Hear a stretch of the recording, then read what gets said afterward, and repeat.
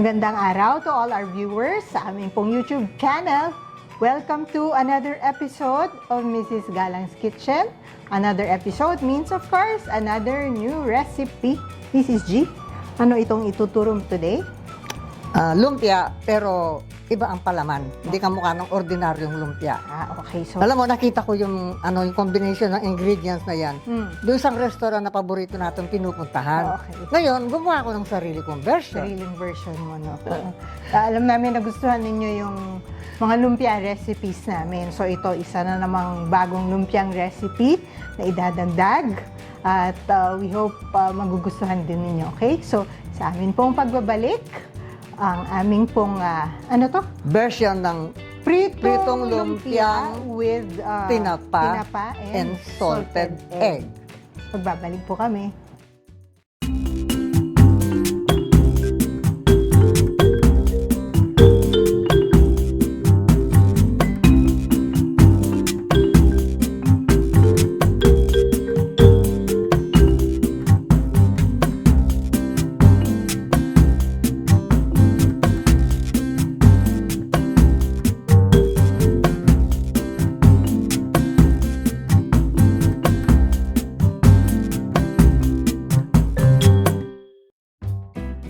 Magandang araw po.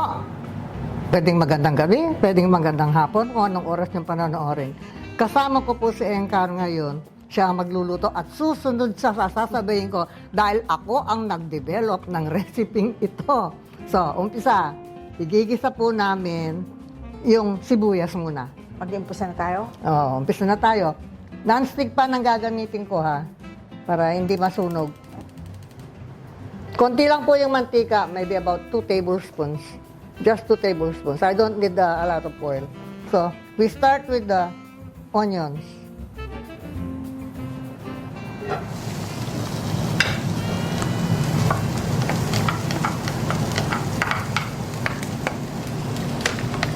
So, Engkar is going to saute the onions hanggang wilted po. Yung medyo lanta na talaga.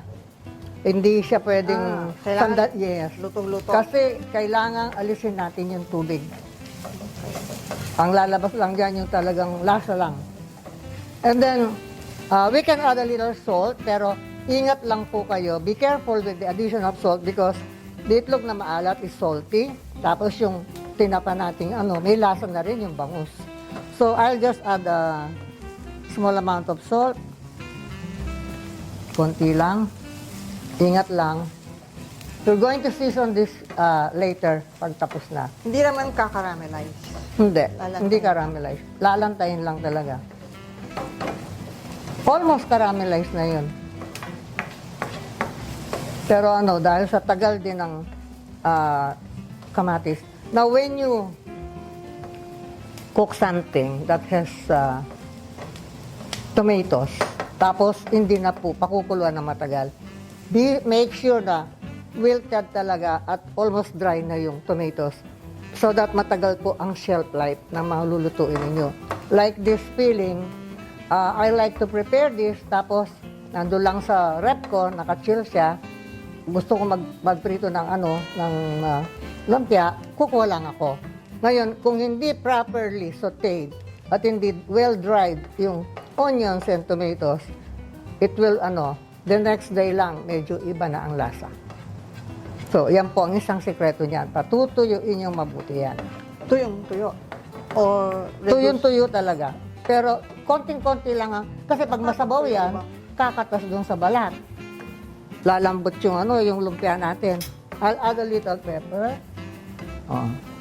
Tapos, pag medyo nag-wilt na, yung malambot na makikita mo, yan, hindi pa pwede yan eh. Then that is the time to add the garlic. You don't have to brown the garlic. Pag mabango na yung garlic, then you add the tomatoes. Kasi this will take time. Kaya baliktad ng Filipinos. Baliktad. Because if you start with the garlic, masusunog ito, hindi pa tuyo yan.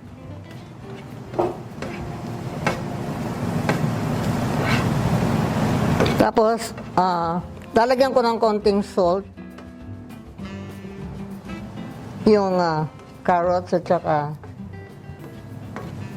singkamas.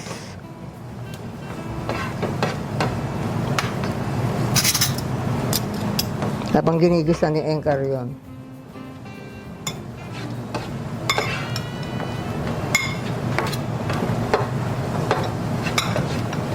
Akala ko nung una, nung tinetest ko ito, makakapag-extract ako ng maraming tubig from the singkamas. Hindi naman pala. And I really don't have to do that, to wait for that. Because I want the singkamas to be crispy. Pati yung carrots. Kanya to. Kunti pa. This recipe is very easy. Ang tinuturo ko pong isa dito yung how to make it stay long in the ref para ilang araw yan? 2, 3 araw pwede, no? Tapos magpiprito lang si Engkar pagka gusto namin kumain ng lumpia. Pero wag naman yung paabutin ng 1 linggo. And I don't think it's wise to freeze it. May gulay eh. Okay, pwede na ito. Oh, you can add yung onions na. Garlic. Ay, garlic, yes, nandyan na pala yung onions. So, sasaute mo muna yung pagkatapos pag lumabas na yung aroma ng garlic, then it's time to add the tomatoes. High flame na. Oh. Yung tomatoes natin, pinamince ko ng maliliit kay Ann, tapos sabi ko sa kanya, i-drain mo, alisin mo yung mga seeds because that will one cause of spoilage. Pag yung kamatis po, ginisa ninyo nandiyan yung mga buto, kung minsan, nakakapanis din.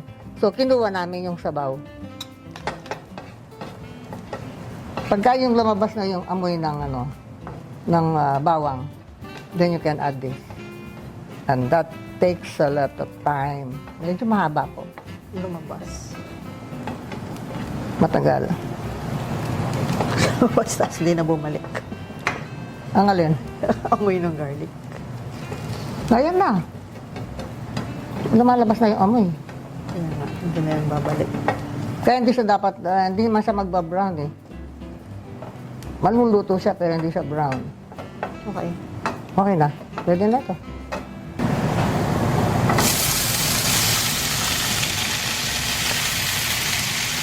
Ang dami-daming tingnan yan, mamaya niya, ang konti na lang yan.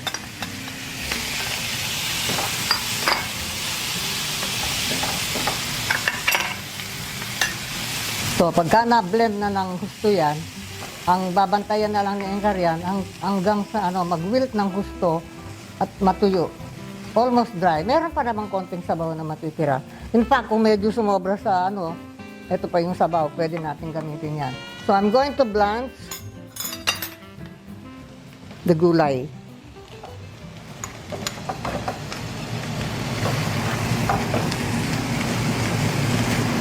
So, the water is boiling. Meron na pong asin ito. Mainit.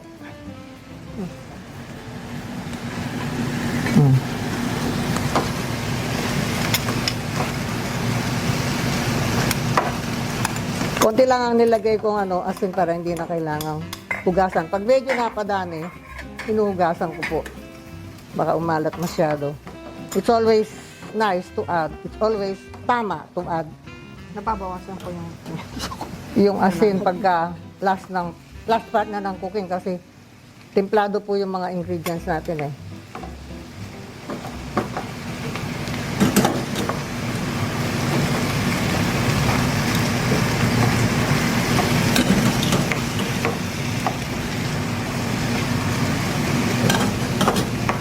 I-drain ko ito mamaya. Kaya lang. Istorbo kay Engkar. So, ito naman. Parang hinuhugasan ko lang. Parang ito nung sa lumpiang gulay na tinuro namin. Okay. Okay na yun.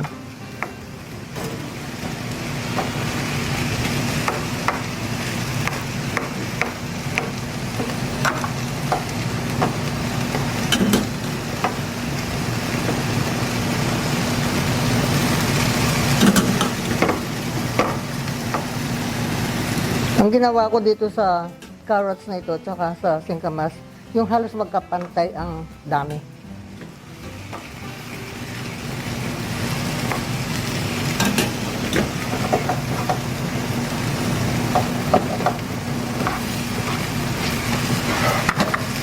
Turn off the flame. Lilipat kami dito.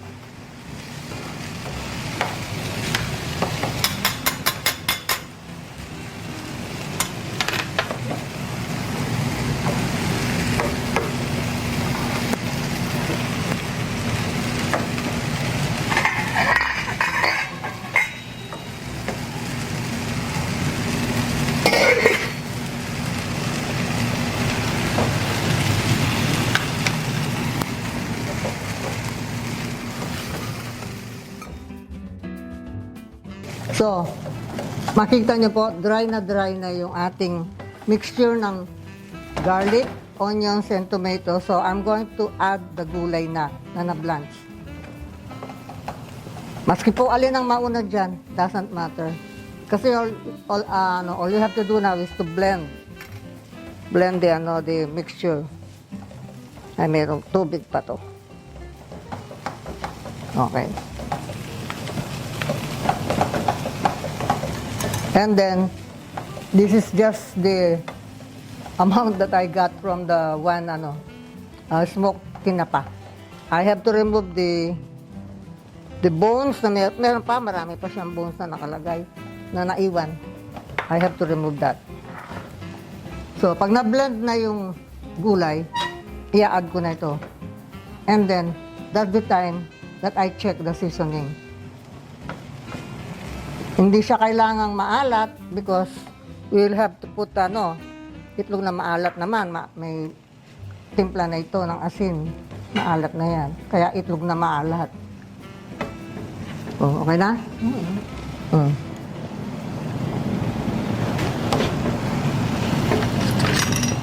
Iluluto pa yan. Hindi, haluin mo lang. Luto na yung Luto na yung tinapa. Pag nahalo na, titikman natin.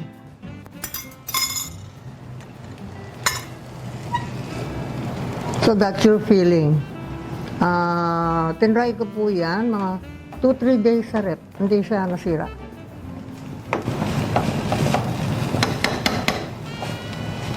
Hindi naman dudurugin yung tinapa. Hindi yung kailangan durugin. Ingatan mo nga eh. Kailangan chunky. It's almost almost seasoned. Kunti lang. Tama na yan, pag nahalo. All we have to do now is cool the filling. Huwag kayong magbabalot ng mainit yung filling kasi yung mag-i-steam po yan, lalambot yung balat.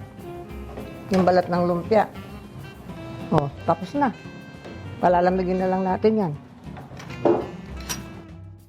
Okay, so I started wrapping a few pieces of the lumpia kasi malamig dapat to, no? Pinalamig namin ang gusto. Now, the temperature is 350 degrees Fahrenheit. And then, after you add a few pieces of the lumpia, bababa po yan ng mga 325. But do not adjust the heat.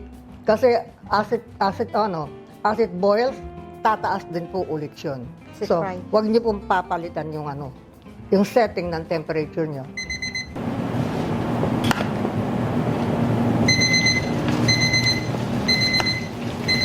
Yung dulo ng yun ang ilagay mo para hindi bumukas.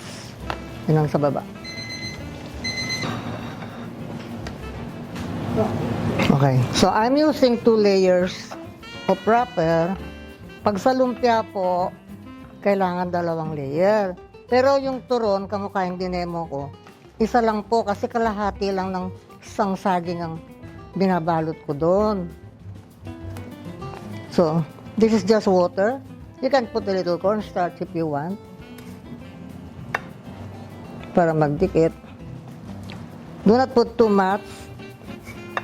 Lalo na yung wrapper natin ngayon, hindi masyadong maganda. Kung minsan hindi man pandemo yung binibili namin wrapper, ang ganda. Pero ngayon, tiyempo na naman na. Isa lang naman ang binibilan namin. Maybe it's the way it was cooked. Okay, so I put 3 slices of sliced itlog na maalat. Tapos, rarab ko to. Ayan, nabubutas na. And then close the sides. And then I'll pick the second layer and i-close ko na naman. Now, when you fry lumpia, huwag pong masyadong mainit ang mantika. Tama na yung 350. Para lumutong siya hanggang loob. Because we have several layers of wrapper now. 2 layer actually, kaso pag inikot mo, siyempre dumadami yung layer. Yun ang dapat lumutong hanggang yung nasa loob. Now, if the lumpia wrappers masyadong marami, hindi rin lulutong yung nasa loob. Kaya tama lang yung 2 piraso. Then be careful. Mapangit. Butas-butas pa.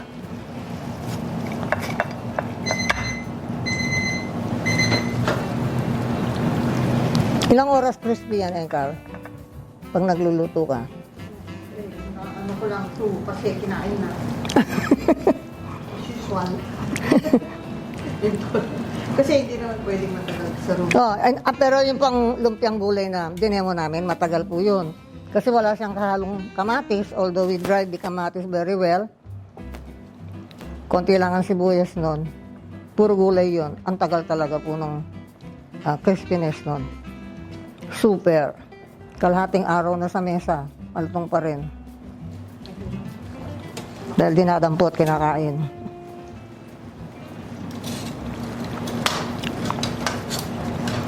Ayan o, nabubutas siya.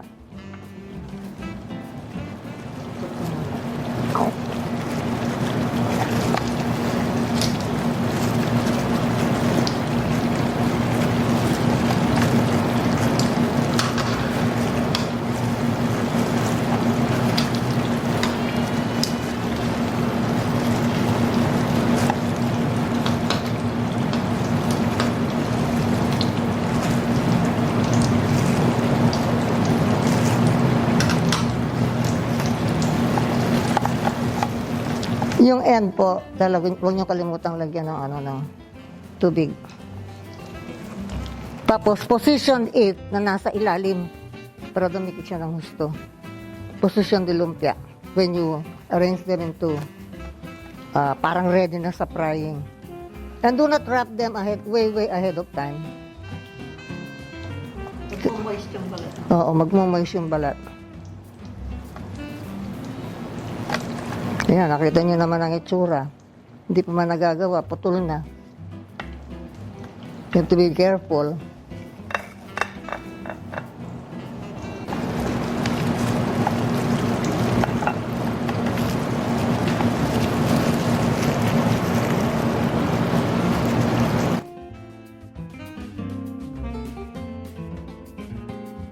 O yan, meron na hong pwede nang palisin sa, kunin. Dito. Pwede nang ihahon sa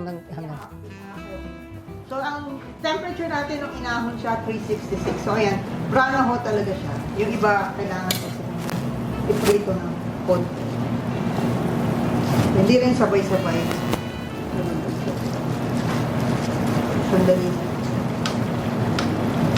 Start tayo 350. Umakit siya 375. Yung tapos siya, nasa 368. Ito, nasa 370 na naman.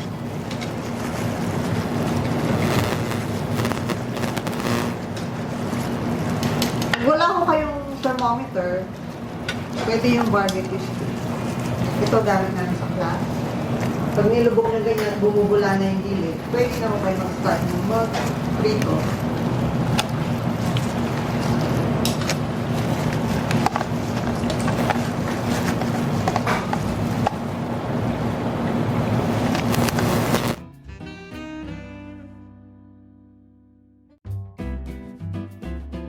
Okay, magsasalang tayo ng... Oo, tuloy na natin. Bali... 16 pieces po ang nagawa. Ayan. Doon sa recipe natin. Ayan.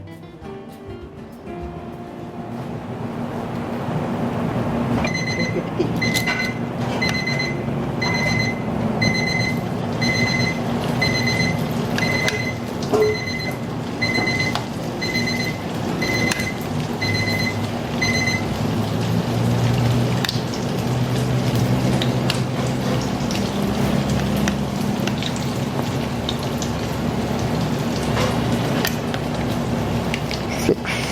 Okay. So, upo muna ako. Tatapusin lang natin lahat yan. Oo. Kasi hindi pwedeng i-store ng nakabalot. Oo. Masisira. Babasa yung ano. May moisture kasi.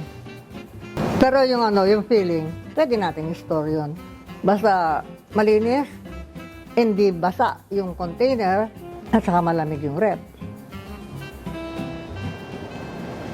Mga 2-3 days, pwede.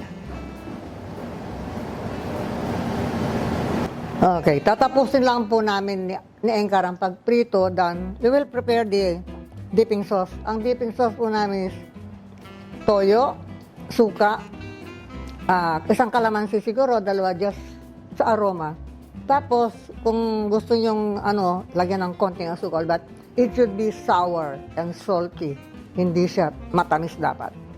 Kasi pag piniritong ganyan, kailangan maasim para hindi nakakasuya. Okay? Okay. Luto na po ang ating lumpia. Itong sausawan na ito, wala nang measurement yan eh. Oo. Basta toyo, suka, tapos i-adjust mo lang sa taste mo. Kung gusto mo lagyan ng paminta, gusto mo lagyan ng sili, kung gusto mo lagyan ng sibuyas, bahala ka na. Honey. O yan. Konting tamis. Oo, meron yan. Honey o kaya sugar. Yan. Okay, tapos ito. Ganyan namin pinapalamig. Pag malamig na, then we put them on top of layers of kitchen towel. Para ma-absorb, Yung mantika. yung excess na mantika para hindi masyadong yan. So yan, para umiikot yung hangin, no? Hindi dapat nakalubog ito sa bola. Dapat nga nakataas pa ng konti yan eh. Oo. O yan, dami na drain. Kasi yung iba, kaya mamantika yung kanilang lumpia. Hindi man nila patutuluin, diretong ganyan. Kapag kagat mo, kumakatas yung mantika. I don't like that. hindi masarap. Okay. Now, Pero ito- about this. Ito, yan. Bakit kami merong halaman? Halaman sa harap. Ang ganda tingnan nga eh. Yan. Parang, yan, meron kang Panghawak. panghawak, parang tissue. Pero ako kasi, hindi ako humahawak ng anything. Sabi nga ng mga pamangking ko, Tita Ethel, why do you eat everything with a fork or a spoon? Ang popcorn po, kinukutsara ko. Pero, ayan. Pero yung, halimbawa, gusto nyo, Ako binabalot ko talaga. oo, yung mas malaki. Yung dulo, yung hawakan. Gagawin yung, ayan, parang panghawak. Ganyan. Oh. O, hindi nagmamantika yung kamay mo. Mantika, tapos sasawsaw nyo. Ganon. Oh. So, ang ginagawa ko na lang, kinakat ko, hinahalo ko, sinusubo ko kasabay yung, pero hindi. Putulin natin ng, pakinggan nyo to. Kaya ang lutong yan. Ang lutong talaga siya. Lutong. Totoo yung sound na yun, ha? Totoo. Ito, sample ko to. Sige mo, ganyan.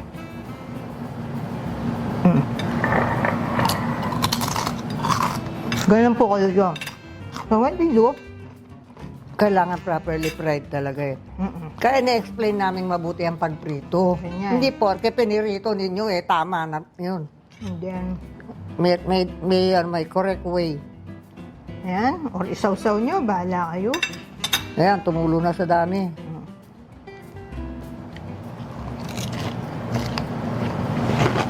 Nakakaingit. Tama ba yung lasa ng sausawan? Si Ana nag-prepare niyan. Pwede nyo, kung gusto nyo medyo matamis, syempre tatamisan nyo. Bahala kayo. Doon sa Pero sausawan. wag dapat mas matamis kaysa sa maasim. It should be maasim more than matamis. Balance yan. So ito, ito nyo naman kanina, nung inassemble, nung binabalot. Dalawang Meron siyang layer. fish, meron siyang itlog na maalat. So parang kompleto na to. May carbs, may gulay, may protein, no? Mhm. Correct. Yung iba, yung isang lumpia namin, yung lumpiang gulay, that's all, all gulay. Sabi, ay, bakit walang meat? Sabi, pwede Baka nyo naman madali lagyan. yun. Pero medyo iba nga lang yung pagluto. Ito, may fish, may egg. Pero kamo nga nung ginawa, pinakita ko, pinatuyo namin mabuti yung kamatis. Yun ang importante. Para hindi madaling Mapanis at madaling lumambot. Yun. So, yun ang, yung moisture na lessens. Okay, so, ang gagawin nila, you can make the filling ahead. Pwedeng i-ref. Nanay? Mga 2 to 3 days. 2 to 3 days, it will stay good in the refrigerator. Tapos, i-defrost nyo yung konti. Magbalot kayo. Tapos, But you have to i-prito fry nyo. right away. Fry Hindi right pwede- away pagkabalot. Dahil hindi lalambot pwedeng yun. ibabalot nyo agad. Lalo na kung malamig. Hindi pwedeng ibabalot nyo agad tapos itatabi nyo sa ref. No, yung filling lang ang pwede nyo itabi sa ref. Wrap just before you fry. Correct. Okay? So, sana po nagustuhan ninyo at sana subukan ninyo Ay, magugustuhan niyo po ito. ang aming recipe. for Like I always say, hindi namin pinapakita kung hindi well-tested at na-approve sa bahay. Yes, ito approved na approved. Yan, dinner namin to mamaya, sigurado. Okay. So for your questions, comments, and suggestions, just leave us a message sa amin pong Facebook page, facebook.com/Mrs. Galang's Kitchen. And for other recipes, our old recipes, gan kayo ng panterno sa mga napapanood ninyong videos. Sa amin pong YouTube channel, Mrs. Galang's Kitchen. If you haven't yet, please click on subscribe and tap on the bell para po every time pag-upload kami ng bagong video, magkaka-receive kayo ng alert sa gadget ninyo, no? And then, of course, there's our Instagram account. Nagpo-post din po kami ng updates doon. Yung mga classes namin, para po sa mga hindi pa nakakaalam, we offer cooking and baking classes and cake decorating. No? May Dun po, children's ano pa? during mga the teens. summer, we offer classes for teens also. Okay? Doon po ninyo makikita yung announcements about available classes. Hands-on po lahat ng klase namin. Doon po sa aming Facebook page, no? So, follow our page, and then just watch our announcements para po updated kayo sa mga schedule. Like Mrs. G said, hands-on classes only, in-person po. We do not offer online classes kasi mas naniniwala kami na mas matututo kayo at mas effective ang learning kapag ginawa ninyo dito sa class. Okay? So hanggang sa susunod po, uubusin namin ang lumpia. Muna, maraming salamat! Lutong!